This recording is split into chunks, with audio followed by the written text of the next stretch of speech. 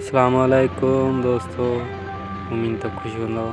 एक दफ़ो ॿीहर अवां सभिनी खे मुंहिंजे चैनल ते भली कार। करंटली मां हिनमहिल पाकिस्तान नेशनल हाईवे ते मोरो खां जामशोरो जे तरफ़ रवानो थी रहियो आहियां। अॼु जे व्लॉग में मां तव्हांखे ट्रेन जो सफ़र थोरी झलकुनि में ॾेखारींदो त केतिरो ख़ूबसूरत ऐं दिलचस्प ऐं नज़ारा हूंदा आहिनि।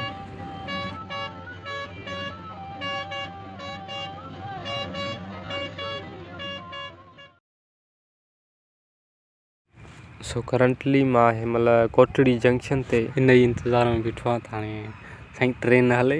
पाकिस्तानी ट्रेन आहे बिला आख़िर कुझु ई लम्हनि में ट्रेन दर्दनि जा धुआं कढी हलणु लॻी। उन खां पोइ आउं बि सूरनि जो सामान खणी अची बेक़रारीअ जी बेंच ते वेठुसि। एतिरे में हिकिड़ो हमरा चाहत जी चांहि खणी आयो सीअ में। पोइ त साईं वाह वाह थी वई।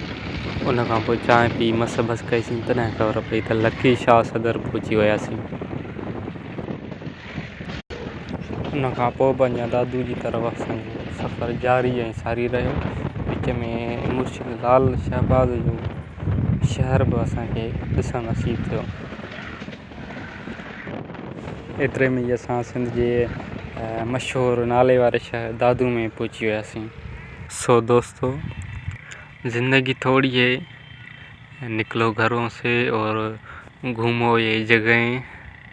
दोस्तों, ट्रेन जो सफ़र तव्हां ज़रूरु कयो हूंदो, लेकिन जेकॾहिं तव्हां न कयो आहे त हिकिड़ो चकर ज़रूरु कजो। दोस्तों, तव्हांखे मुंहिंजी हीअ वीडियो तव्हांखे ज़रूरु पसंदि आई हूंदी। उन लाइ लाइक ऐं शेयर करणु न विसारींदा।